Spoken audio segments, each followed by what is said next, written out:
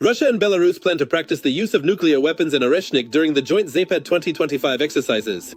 Of course, we plan to work on issues related to the planning of nuclear weapons use. This is, above all, an important element of our strategic deterrence. As for Oreshnik, the head of state has spoken about it more than once already. All decisions have been made, the location has been determined, and work is underway. And of course, as part of our Zapad exercise together with our Russian colleagues, we will also work on issues related to the planning of the use of this type of weapon. An interesting statement, considering that just a month ago, both Putin and Lukashenko said that the first Oreshnik installation might only appear in Belarus at the end of the year. The first thing I want to say in this regard is that we have produced the first serial Oreshnik system, the first serial missile, yes, and it has been delivered to the troops. Now the series is up and running.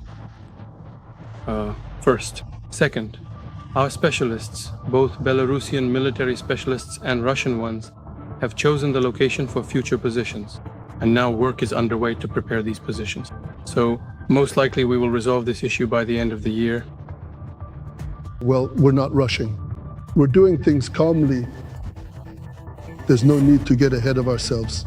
We understand perfectly well that even if they have started serial production, as Putin said at that meeting on the bench, it only happened just now.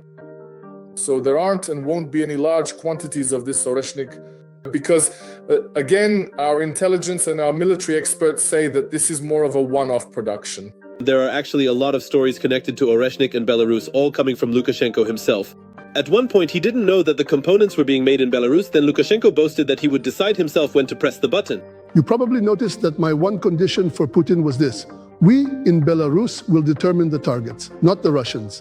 But you'll help us operate it, since we don't know how yet. So we'll be pressing the button together, God forbid if it comes to that. But we will be the ones to determine the targets. He agreed. On the one hand, the first task is being solved, the internal propaganda one. Look, we're surrounded by enemies, but we have a very powerful weapon called Oreshnik. So don't be afraid and stick with me, with Lukashenko, and everything will be fine for you. And the second propaganda task is aimed at the external audience, which the Belarusians are now carrying out, essentially trying to scare Western countries. The most interesting thing is that the upcoming Zapad 2025 exercises are being presented as very safe and even peace-loving. There are currently more than 30 military attaché representatives in our country. 9 of them are from NATO countries. They will also have the opportunity. We are inviting all of them to observe our exercises. In doing so, we once again emphasize our peacefulness and openness and the fact that we truly want to reduce this military tension, which unfortunately we see and feel. As they say, we are taking the first step. Even Lukashenko himself directly refuted the rumors about where that supposed attack was being prepared from. We proved to all of them that we are not planning to attack you there and that we will be conducting the exercises in the center, deep inside Belarus. For what purpose? The exercises? Here are the changes to the exercise plans. So that, as I already said, you won't have any reason to keep accusing us of being aggressors, of planning to attack, at the very least, the countries of Eastern Europe, Poland, the Baltic states, and especially Ukraine. On the contrary, I would actually interpret this particular interview and Lukashenko's significantly shifted emphasis as very real and compelling evidence that such a military operation is indeed being meticulously prepared by the Russians, and that in absolutely no way whatsoever have they, so to speak, truly abandoned or completely retreated from the crucial task of carrying it out. As for the Oreshnik, they started off, as they say, on a high note, boasting that it was the most innovative and deadly weapon, threatening to wipe out the entire West with it.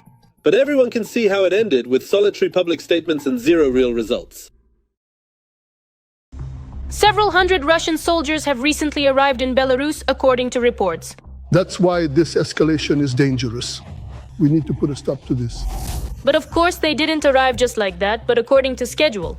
Joint exercises between Belarus and Russia are planned for September. That's why they're moving around.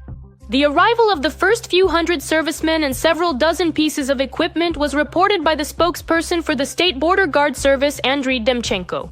However, their numbers are not large. This applies to both equipment and personnel that have already been transferred to the territory of Belarus. At the same time, we also see that Belarus is sending some of its own forces to Russia, which will be involved in these exercises.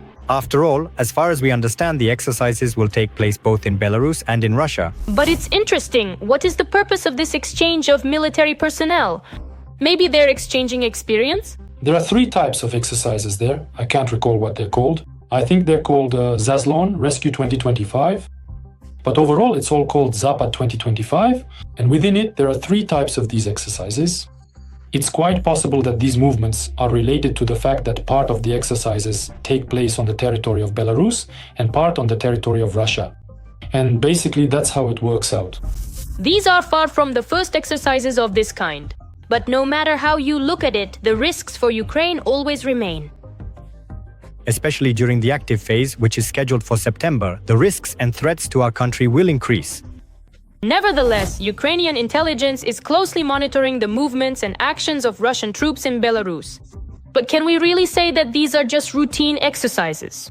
If the number of these troops being moved to Belarus exceeds 5,000 or approaches 10,000 and more, that will mean, oh, something is brewing here. The Russian Federation most likely has some kind of plan. Again, if it's 3, 4, or even 5,000 people, then it doesn't really mean anything at all. Well, I'll ask the Lord, but this is nothing. It's trivial. There's no talk of any invasion. Of course, in Moscow itself, they claim that the exercises will supposedly be purely defensive in nature and are aimed at practicing actions in the event of possible aggression against the so-called Union state. There will be no structures left. The Russians will quietly bite off, seize all of this, and then go further and reclaim more. They'll take it back. Well, yes, they'll take it back. They will. That's it. But even if not for Ukraine, the risk is just as great for the Baltic countries. After all, the Russian Federation has already even started jamming communications there. And the Estonians say that a third point has appeared 20 kilometers from the city of Narva. Narva is an Estonian city. Yes, it's disputed, but the Russians have set up a new point 20 kilometers away, and the scale of these electronic warfare systems operations has grown even more. In my opinion, this really is a threat. And the Russians also boasted that when they turn on all their electronic warfare systems at once, they'll choke off communications, and no one from these Baltic republics will be able to get in touch or transmit information. And at that moment, our troops will move in and do what was once done in Donbass. But the commander-in-chief of the Ukrainian armed forces also voiced his own suspicions. Syrskyi warned that under the cover of these exercises, an offensive troop grouping could be formed.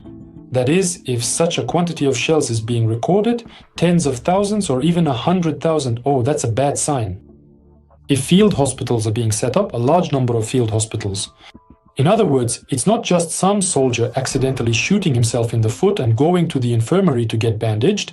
If there are a lot of hospitals, those tens, then oh, that means something. Some kind of interceptions. Someone carelessly made a call, say the radio isn't working, so he picks up the phone and calls, let's say, his wife. So these different moments, of course, can reveal the whole plan. But here's what's interesting. Earlier, the Ministry of Defense of the Republic of Belarus reported that they had decided to reduce the scale of the exercises and move their main maneuvers deeper into the country. And all this is so that the world can see the sincere, peace-loving stance of the Republic of Belarus. On the one hand, that sounds like, okay, not bad, thank you. But if you open a map and measure the Republic of Belarus with a ruler from south to north or from west to east, Belarus is the same. It's approximately 500 kilometers. Imagine that this distance is 250 kilometers, let's say. How long would it take to cover it? Well, that's hardly anything. It's just a couple of hours drive. Today, for example, they're in the center of Belarus. And tomorrow, not even tomorrow, but by evening, they could be at the border. Whatever Russia and Belarus may be planning under the guise of exercises, Ukrainian intelligence is closely monitoring the situation, and any troop movements near the border will not go unnoticed, and, in the worst case, will not go unanswered. Every voice matters. Join our community, support independent journalism and help us bring you the truth from Ukraine. Become a member of Ukraine Today. Join us now.